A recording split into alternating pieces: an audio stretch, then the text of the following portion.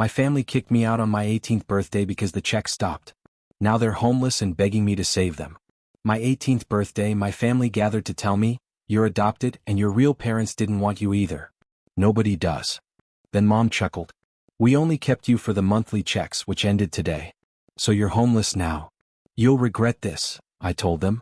My sister said, "What are you going to do? Cry?" So I smiled and left. That was 5 years ago. I had been prepared for years. This morning they're collapsing, begging, writing, and calling non-stop. "Eli, son, please." So, I don't usually post on here, but I've been reading a lot of these storytime things lately, and to be honest, I never expected to have something to share that was this crazy. I'm not sure whether this is the correct location, but whatever. I just had to get this out. I'm not searching for advice or sympathy. I'm not sure. Maybe someone will get it. If you think I'm making something up, I understand. I wouldn't believe it either unless it happened to me. Anyway, I am Eli. I'm now 23, but it all began on my 18th birthday. I think I should start with the previous week because that's when things began to feel odd. My mother, Tamara, kept making bizarre statements about how things are going to change soon, and you'll see what real life is like. She's always been sharp, but this was different. My father, Richard, was hardly present, sitting in the living room browsing through his phone, not even appearing to care. My sister Chloe is a year younger than me and we're not related. But I'll get there. She was acting as if she'd won the lotto, walking around with a pleased expression, whispering to Mom, and then staring at me like I was a bug on the wall. I suspected they were planning a surprise, but not in a nice way. I wasn't anticipating a celebration, but I imagined they'd at least have cake or something. I had been saving for months, doing odd jobs, and had planned to move out after graduation, but I never imagined it would be like this. So, my birthday arrives and it's just the four of us. No friends, no family, and not even a text from my aunt. She is always forgetful, so, whatever. Mom prepares the dry chicken and microwaved vegetables, sets the table, and everyone sits down. Nobody says happy birthday. Chloe is on her phone. Dad is just eating as if he isn't there. I try to make small talk, but it's like speaking to a wall. Mom insists on a conversation after dinner. She has this look on her face as if she is ready to inform me I failed a test or something. She orders Chloe to put down her phone and Dad finally looks up. I am simply sitting there waiting for the other shoe to drop. Then she simply states it, "You're adopted. Your real parents didn't want you." Nobody does. She speaks it as if she were reading the weather. I just gazed at her because I assumed she was joking. I mean, I've always felt like the odd one out, but I never expected them to express it that way. Then she laughs, but it's not a nice laugh. It's as if she's been waiting years to say something. She claims they simply kept me for the monthly payments which expire today, leaving me essentially destitute. She thinks it's time for me to figure things out and become a man. Chloe begins to giggle and Dad simply shrugs as if he has nothing to contribute. I inquire if they are serious and Mom only rolls her eyes. She thinks I should have seen it coming, that I was always too busy and never quite fit in. Chloe joins in saying, "What are you going to do? Cry?"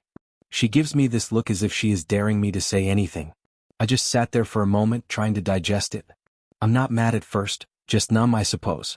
Then it hit me. All the times they made me do things for them. All the times I was accused for anything Chloe did. All the times I was left out of family events.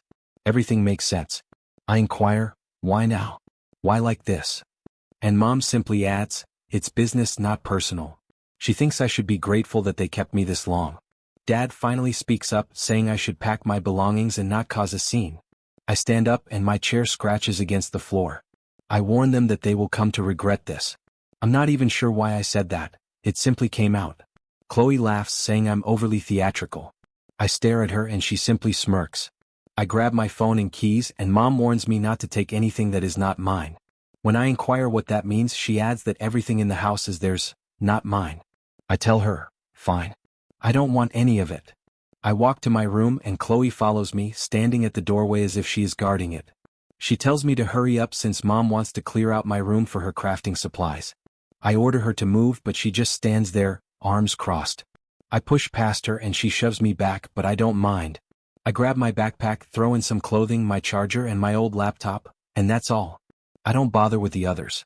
As I go, Mom stands at the bottom of the steps, arms folded. She says I have 10 minutes to leave or she'll call someone. I tell her I'm leaving and she just watches me walk out. Dad does not even look up from his phone. Chloe slammed the door behind me. I get into my car, it's a piece of crap but it runs, and then rest for a minute. I check my phone. No messages. Nothing. I start the car and drive away, unsure where I am headed.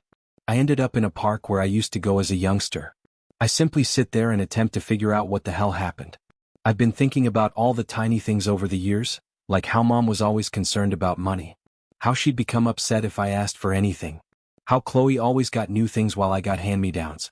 How dad never spoke to me unless he needed something repaired or moved.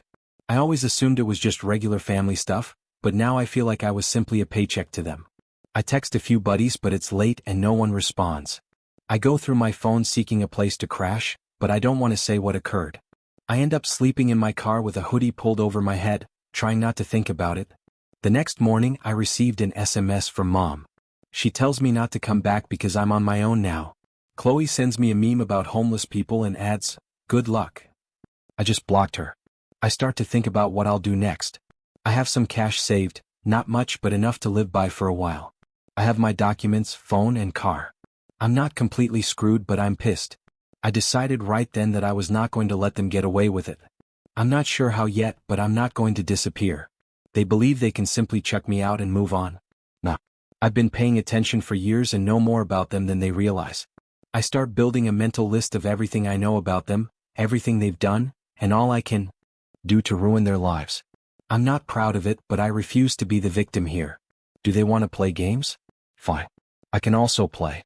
So that's how I spent my 18th birthday. Not quite what I expected, but whatever. I'm far from done with them. If you're still reading, thank you. I will keep you updated if anything changes. I have a plan and I am just getting started. Update 1. So, sure, I slept in my car the first night and it was weird. I kept thinking I'd wake up to a nasty dream or something, but it's just me, my backpack, and a half-dead phone. I recall Chloe slamming the door behind me as if she were pleased with it. I kept thinking about how mom stood there with her arms crossed, like she was waiting for me to beg. I did not. The following few days were spent hopping around, parking in various locations, and attempting not to be spotted. I went to the 24-hour gym to shower and used the library's Wi-Fi. I didn't want to tell anyone what had happened, including my buddies, since, who wants to be that guy? Plus, I knew if I informed anyone it would spread to my family and I wasn't prepared for that. Not yet. I noticed small details immediately, like how silent my phone was. There were no texts from mom, no calls from dad, just a few memes from Chloe. All of them were about being broke or homeless. She even sent me a screenshot of her new room arrangement, bragging about how much space she now had. I blocked her after that. I suppose I knew she disliked me all along, but it was strange to see it in public. She always wanted to be the only child and I was just in the way. Mom used to call Chloe her real daughter, when she thought I couldn't hear. I suppose that was the goal. I started writing a list in my notes app, everything I recalled about the house, the bills, and how things functioned. I'd been in charge of a lot of the tedious tasks such as setting up Wi-Fi, mending the network, and dealing with the landlord when the sink broke. Mom used to say I was good for something when she needed me to do something. But now I see it was simply because she didn't want to deal with it herself. Dad never bothered about any of it. He was always sitting in the living room looking through his phone, pretending not to hear when things broke. I had a little money saved, not a lot but enough to go by for a while. I started looking for inexpensive places to stay, but everything was either too pricey or too sketchy. I ended up sleeping in my car for a while, simply shifting around so no one would notice. I kept thinking about what mom had said, how they only kept me for the checks. I began to wonder what they were going to do now that the money was gone. I knew they weren't quite wealthy and mom was often grumbling about bills. One day I returned to the residence to see if they had changed the locks. I parked down the street and watched for a while. Chloe was outdoors talking with friends and showing off her new room. I could hear her giggling on the sidewalk. I didn't go up. I just watched for a bit and then left. I began to reflect on everything I knew about them, including facts no one else was aware of. I hadn't decided what I was going to do yet, but I knew I wasn't going to disappear. I began reaching out to some people, not friends, such as my Aunt Denise. She's my mother's sister and we've never gotten along, but she always seemed to care more about me than mom did. I texted her and said I needed a place to rest for the night. She contacted me soon after and asked what had happened. I told her the basics, simply that mom kicked me out, and she became very quiet. She claimed she would speak with mom, but I urged her not to bother. I just needed some place to sleep. She allowed me to stay for the night, but it was weird. Her husband kept wondering what I did to get kicked out. Was I on drugs? I merely stated it was a family matter. I left the following morning. After that, I began to think more about what I could do. I knew Mom and Dad were behind on their rent since I had seen the letters from the landlord. I knew they were late on their power bill since I was the one who routinely called to request extensions. I knew Chloe was using my old laptop for school, but she had no idea how to repair it if it broke. I began building a list of everything I could tamper with and how I might make their life more difficult. I was not going to do anything unlawful, but I wasn't going to make things easy for them either. I started by changing the passwords for the Wi-Fi and streaming accounts. Nothing significant, just enough to bother them. I knew Mom would stress out if she couldn't watch her shows, and Chloe would go crazy if she couldn't get online. Mom sent me a number of angry texts questioning what I'd done, but I ignored them. She threatened to contact the police, but I knew she wouldn't. She never wanted anyone to know what was actually going on in her home. I began receiving messages from the landlord asking if I knew where Mom was. When I told him I no longer lived there, he simply groaned. He threatened to start eviction procedures if they did not pay. I knew Mom would blame me for it, but I didn't mind. She'd always blamed me for their financial troubles, but now she'd have to work it out for herself. I started talking to several of the neighbors casually. They always loved me more than Chloe since I helped them with their Wi-Fi and fixed their bikes. I didn't tell them what happened, but I could tell they were aware of the situation. One of them, an elderly man named Harold, inquired if everything was fine at home. I merely told him I had moved out, and he nodded as if he understood. He said that if I needed anything I should let him know. I didn't take him up on it, but it was pleasant to hear. I began receiving additional texts from Mom, all of which were angry at first and then desperate. She accused me of being selfish and pulling the family apart. She said Chloe was suffering in school without my assistance and Dad was stressed. I simply ignored her. I realized she was just reaching out because she needed something, not because she cared. One night Dad called me. He never called, so I almost didn't respond. He simply told me they needed me to come home and fix the Wi-Fi because Chloe was failing her classes and Mom was losing it. I informed him I wasn't coming back and he simply hung up. No goodbyes. Nothing. I began to reflect on all of the times they made me feel as if I didn't belong, as well as the times they blamed me for things that were not my fault. I wasn't about to let them off the hook. I began looking for additional methods to make life difficult for them without crossing any bounds. I knew Mom was hiding money from Dad because I saw her stashing cash in the kitchen. I knew Chloe was using my old accounts for school, so I changed the passwords. I knew Dad was behind on his car payments because he would make me call the bank for him. I began receiving messages from Chloe, all of them angry. She accused me of wrecking her life and being petty. She stated Mom was constantly sobbing and Dad was yelling at everyone. I just blocked her. I didn't care anymore. I started to feel more secure, as if I was finally in control. I wasn't just a youngster they could bully anymore. I began making plans, real plans, for how I planned to respond to them. I wasn't going to do something stupid and I wasn't going to let them win. The final straw was when Mom arrived at my aunt's house, beating on the door and demanding to see me. She claimed I was stealing from them and wrecking their lives. My aunt told her to go and my mother hit her. My aunt slammed the door in her face. After that, I knew I was done with them permanently. I started looking for a place to stay that was inexpensive but not bad. I found a room in a house with several other guys. It wasn't fancy, but it was better than my car. I began working more, saving money and making plans. I knew it would take time, but I remained patient. I began keeping note of everything, every message, every phone call, and every time they tried to mess with me.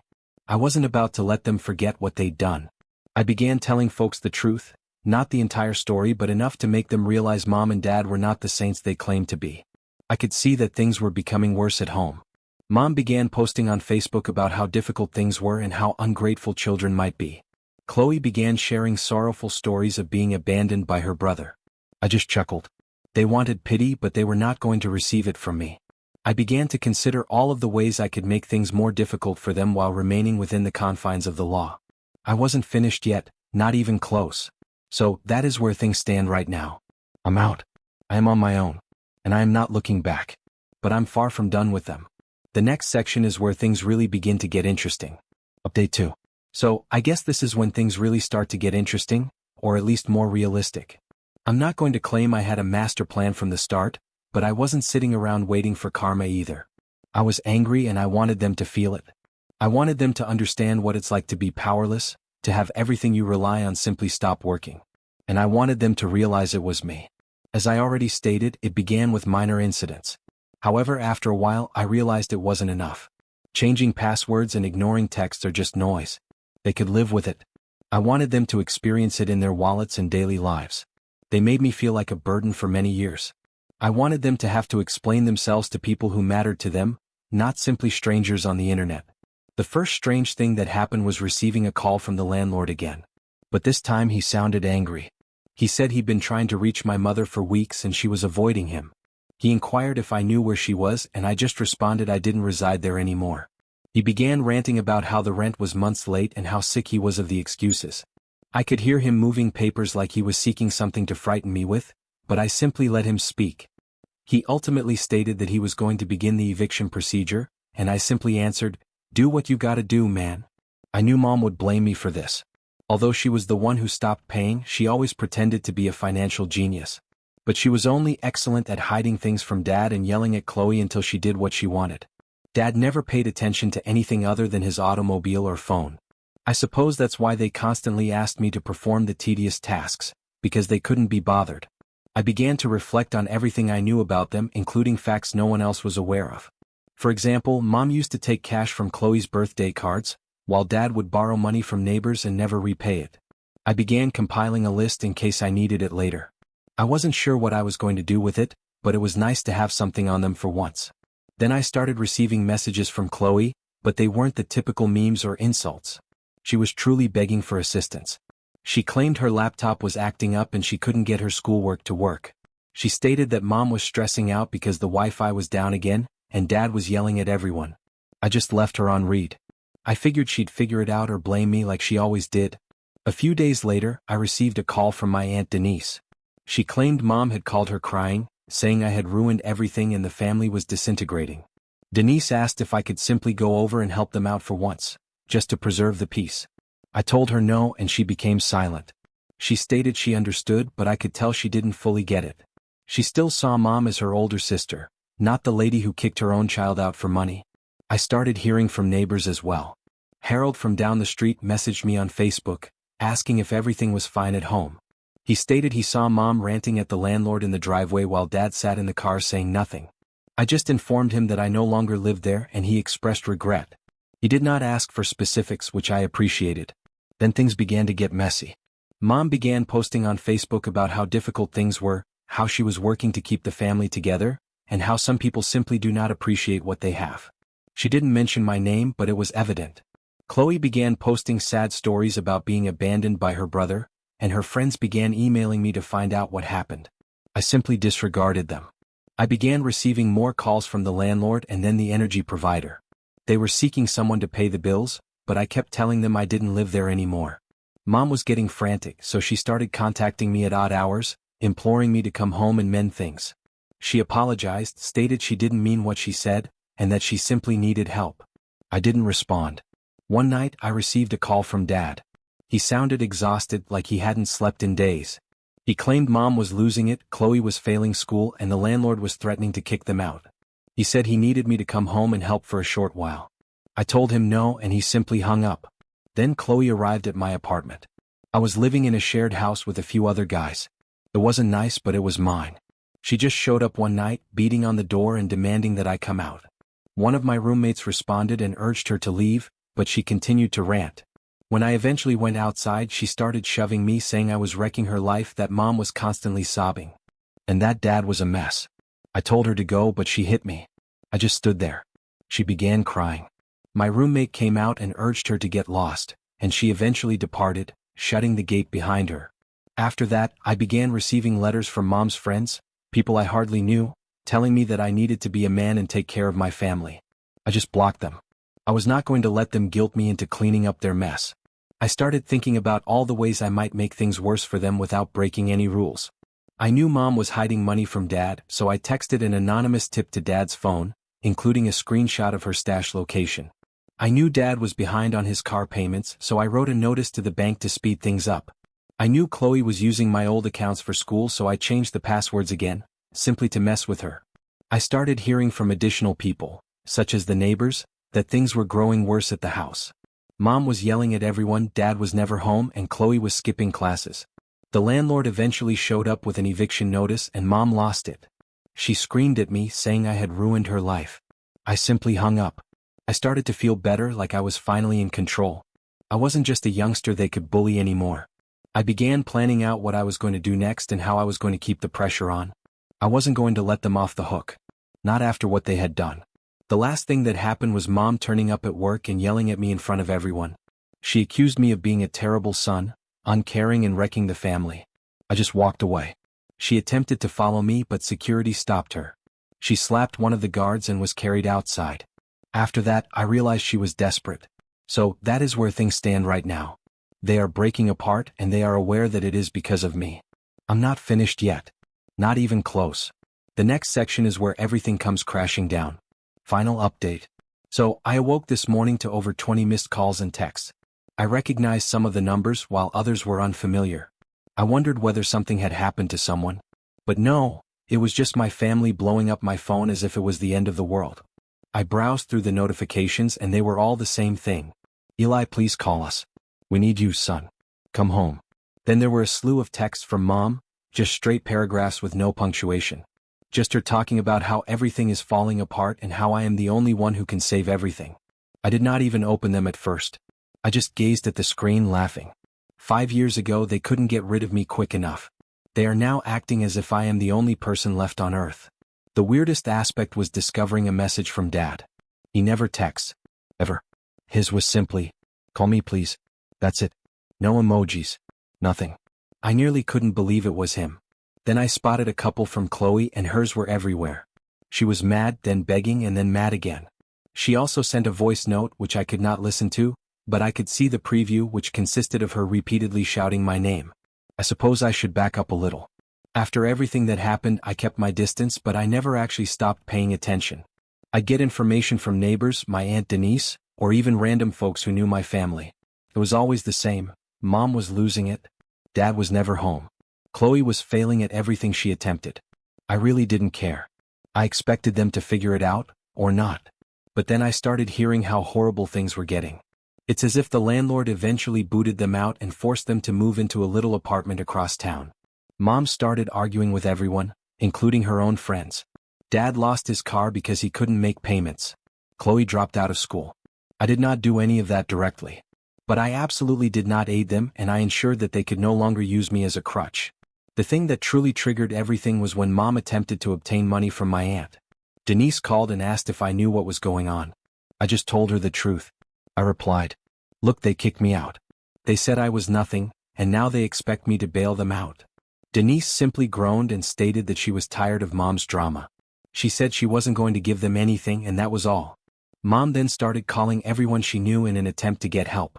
However, nobody wanted to deal with her. She burned every bridge she had, and now she was stuck. I started getting messages from individuals I barely knew, such as old neighbors or family acquaintances, wondering if I was all right and if I needed anything. I simply said I was all right.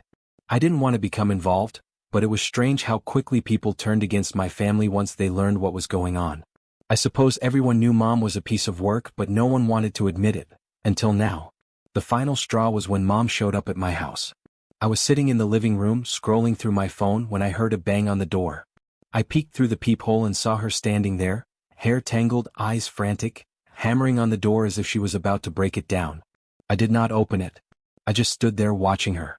She began yelling, claiming she needed to speak with me, that she was sorry, and that she simply wanted her family back. My roommate walked out and inquired what was going on, and I simply replied, don't worry about it. She will leave. Mom kept yelling. Then she began crying. Then she began cursing me out. Finally, she sat down on the steps and rested her head in her hands. I waited about 15 minutes before opening the door and telling her to go. She glanced up at me, eyes burning, and apologized, said she did not intend any of it, that she only needed assistance. I told her, you made your decision. You kicked me out. You said I was nothing. And now you expect me to mend your mess? Not happening. She attempted to stand up and grab my arm, but I resisted. She slapped me hard and I just stood there. I did not say anything. She started crying again, stood up and walked away, shutting the gate behind her. Following that, the calls and texts became increasingly worse. Dad began phoning, leaving voicemail. He said he was sorry, that he simply wants to talk. Chloe texted me a bunch of messages stating she missed me, apologized for everything, and just wanted her brother back. I did not respond to any of them. I blocked their numbers. I blocked them on everything. I was finished. I started wondering why they treated me the way they did. I suppose it was always about money. Mom never wanted me, she only wanted the checks. Dad simply went along with everything Mom wanted since it was easier than fighting. Chloe despised me because she believed I was diverting attention away from her. It was never about family. It was always about what they could take from me. I left as soon as the money ran out. I know some people will tell me that I should forgive them or try to make things right. But I do not see the point. They made their decision. They wanted me gone and now they have what they wanted. I'm not going to be their safety net. I'm not going to let them utilize me anymore. The weirdest aspect is that I don't feel horrible about it. I believed I would, but I don't. I do not know. Free, I suppose. Like I'd finally gotten out from under their thumb. I don't have to be concerned about what they think, what they want, or need. I can simply live my life. So that's where things stand right now. My family is coming apart and they urge me to return. But I am not going. I am done. I'm not sure what's going to happen to them, and I honestly don't care. They made the bed. They can now lie in it. If you're still reading, thank you. I realize this was a lot, but I wanted to get it out. I'm not sure if there's a lesson here or not. But I suppose if there is, it's that you don't owe somebody anything simply because they share your surname. Sometimes, family is simply folks who happen to live in the same house. Sometimes it isn't even that. Anyway, I am moving on. I have my own life now and I am not looking back.